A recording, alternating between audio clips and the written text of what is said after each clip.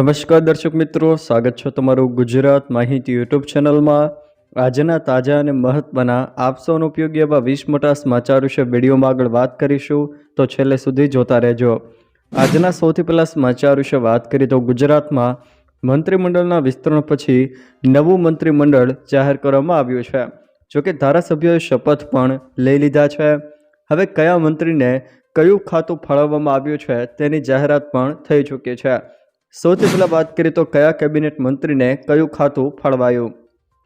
ભૂપેન્દ્ર પટેલ મુખ્યમંત્રી તરીકે રહેશે।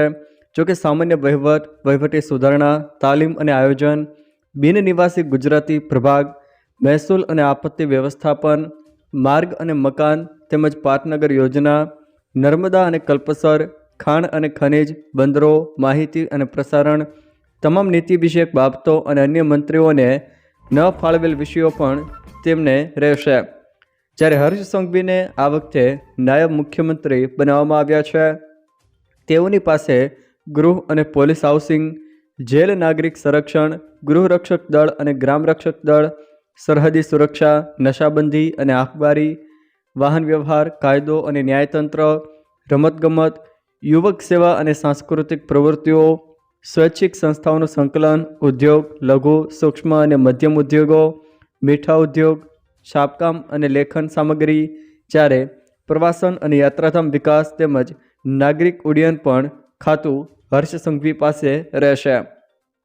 ત્યારે અન્ય કેબિનેટ મંત્રીઓની વાત કરીએ તો જીતુ વાઘાણી પાસે કૃષિ અને સહકાર, પશુપાલન મંત્રી, નરેશ પટેલ આદિજાતિ વિકાસ મંત્રી, અર્જુન મોઢવાડિયા વન, પર્યાવરણ અને ક્લાઇમેટ ચેન્જ, પ્રદ્યુમન વાજા શિક્ષણ, સામાજિક ન્યાય અને અધિકારિતા મંત્રી, રમણ સોલંકી અન્ન નાગરિક પુરવઠા મંત્રી, કનુ દેસાઈ નાણાં તેમજ શહેરી વિકાસ મંત્રી, ઋષિકેશ પટેલ ઉર્જા, પેટ્રોકેમિકલ્સ અને પંચાયત મંત્રી, જ્યારે કુંવરજીભાઈ બાવળિયાને શ્રમ અને રોજગાર મંત્રી બનાવવામાં આવ્યા છે।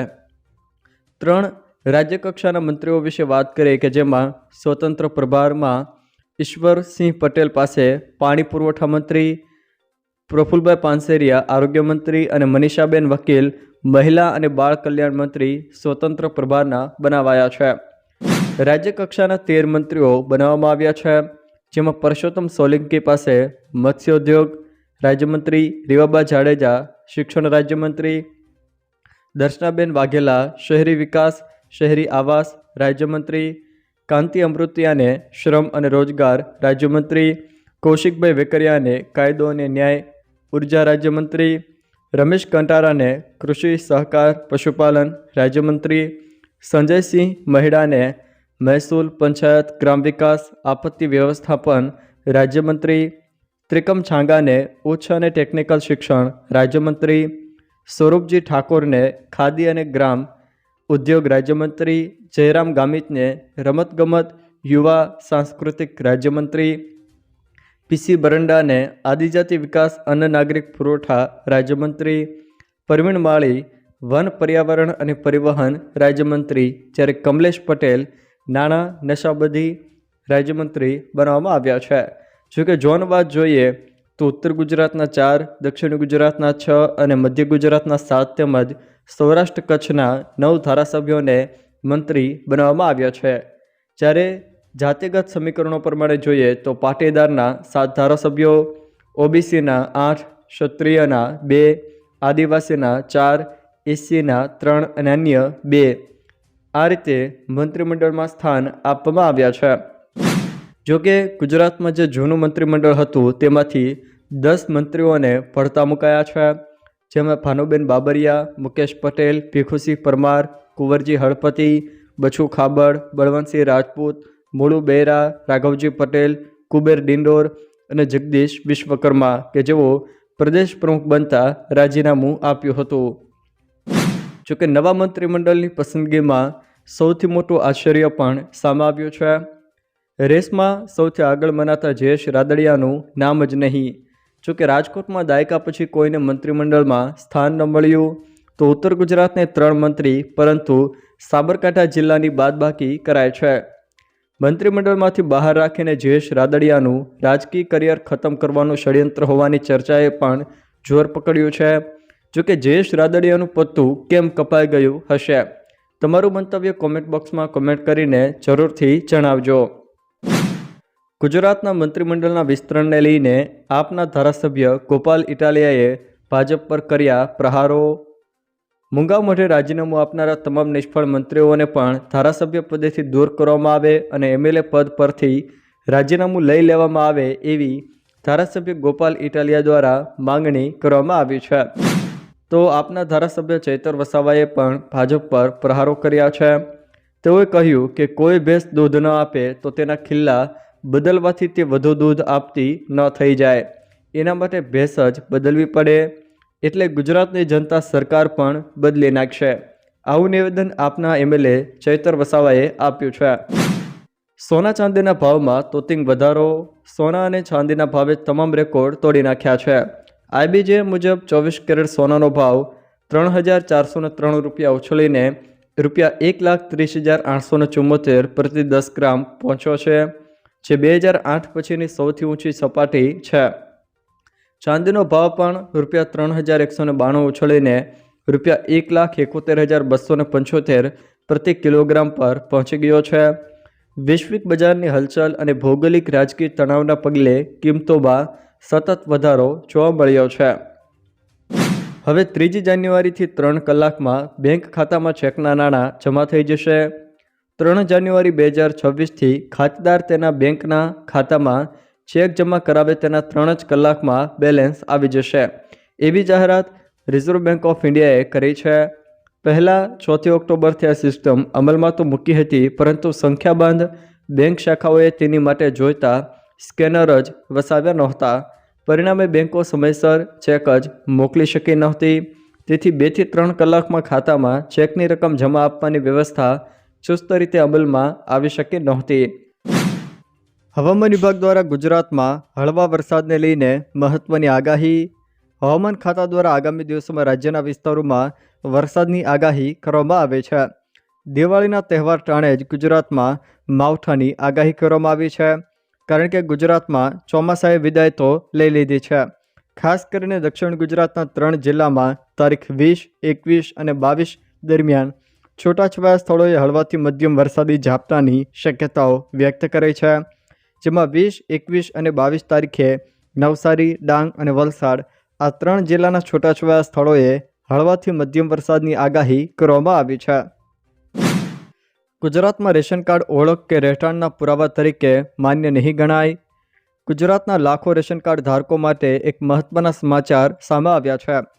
ગુજરાત સરકારના અન્ન અને નાગરિક પુરવઠા વિભાગ દ્વારા એક પરિપત્ર જાહેર કરીને કહેવાયું છે કે હવે રેશન કાર્ડનો ઉપયોગ ઓળખના પુરાવા તરીકે કે રહેઠાણના પુરાવા તરીકે માન્ય નહીં ગણાય। હવે રેશન કાર્ડ ફક્ત રાજ્ય સરકારની જાહેર વિતરણ વ્યવસ્થા હેઠળ સબસિડીવાળું અનાજ મેળવવા પૂરતી જ સીમિત રહેશે।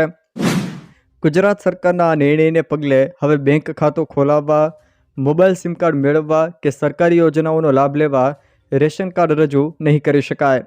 આ માટે નાગરિકોએ આધાર કાર્ડ, પાસપોર્ટ, ચૂંટણી કાર્ડ કે અન્ય માન્ય સરકારી દસ્તાવેજોનો ઉપયોગ કરવો પડશે। દિવાળીના તહેવારમાં અમદાવાદમાં 3 દિવસ AMTSમાં મફત મુસાફરી કરી શકાશે। AMTSમાં ધનતેરસથી 3 દિવસ સુધી તમામ મફત મુસાફરી કરી શકાશે। દિવાળીના તહેવારોને હવે ગણતરીના દિવસો બાકી છે, ત્યારે અમદાવાદમાં AMTS કમિટીએ ધનતેરસ, કાળી ચૌદસ અને દિવાળીના તહેવારમાં 3 દિવસ દરમિયાન તમામ લોકો માટે મફત મુસાફરીનો નિર્ણય કર્યો છે। વેરાવળ અને પાટણ માર્કેટિંગ યાર્ડમાં દિવાળીની રજા જાહેર। દિવાળીને ધ્યાનમાં રાખીને ગીર સોમનાથના વેરાવળ કૃષિ ઉત્પન્ન બજાર સમિતિએ તારીખ 18 થી 23 ઓક્ટોબર 2025 સુધી રજાની જાહેરાત કરી છે। આ દરમિયાન મગફળી, સોયાબીન સહિતના પાકોની આવક અને હરાજી બંધ રહેશે।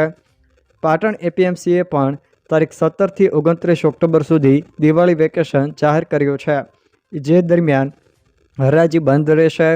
જોકે 30 ઓક્ટોબરથી મગફળીની હરાજી શરૂ થશે। EPFOના નવા નિયમો પર વિવાદ।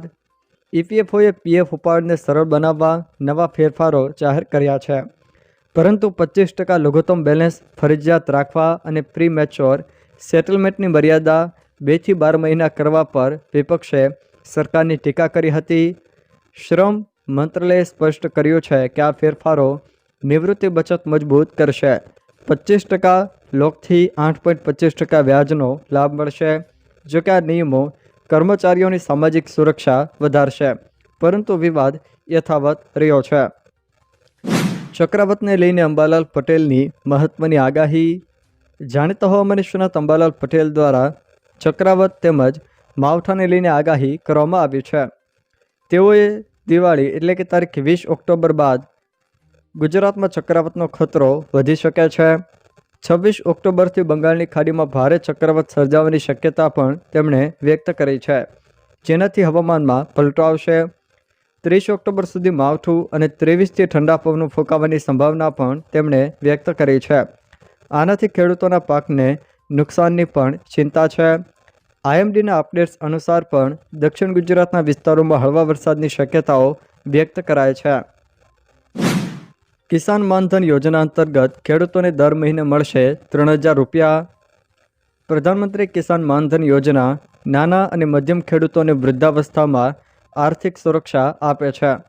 18થી 40 વર્ષના ખેડૂતો જેમની પાસે 2 હેક્ટરથી ઓછી જમીન છે, 60 વર્ષ પછી 3000 રૂપિયા માસિક પેન્શન મેળવે છે. ખેડૂતના અવસાન પછી પત્નીને 1500 રૂપિયા મહિને મળે છે. ખેડૂતોએ 55થી લઈને 200 રૂપિયા સુધીનું તેના માટે માસિક યોગદાન અત્યારથી જ આપવું પડે છે, જે સરકાર બમણું કરે. ગુજરાતમાં હજારો ખેડૂતો આ યોજનામાં જોડાયા છે. અરજી CSC કે pmkmy.gov.in પર કરી શકાશે. બિહાર વિધાનસભા ચૂંટણી માટે ઉમેદવારોની ત્રીજી યાદી જાહેર. બિહાર વિધાનસભા ચૂંટણી માટે ભાજપે ઉમેદવારોની ત્રીજી યાદી જાહેર કરીને તેના તમામ 101 નામની ઘોષણા કરી દીધી છે. ત્રીજી યાદીમાં 18 ઉમેદવારોનો સમાવેશ થાય છે. ભાજપે RJDની પરંપરાગત બેઠક રાઘોપુરથી સતીશ યાદવને ટિકિટ આપી છે. આ બેઠક પર બિહાર વિધાનસભાના વિપક્ષ નેતા તેજસ્વી યાદવ RJDના ઉમેદવાર છે. જોકે આ જાહેરાત સાથે જ બિહારમાં ચૂંટણીનો માહોલ વધુ ગરમાયો છે. જો દર્શક મિત્રો આ વિડીયો તમને પસંદ આવ્યો હોય તો વિડીયોને લાઇક કરો, તમારા મિત્રો સાથે શેર કરો અને જો તમે અમારી ચેનલમાં નવા હો તો ચેનલને સબસ્ક્રાઈબ જરૂર કરજો, જેથી મારા આવનારા તમામ વિડીયોની જાણકારી તમારા સુધી પહોંચી શકે.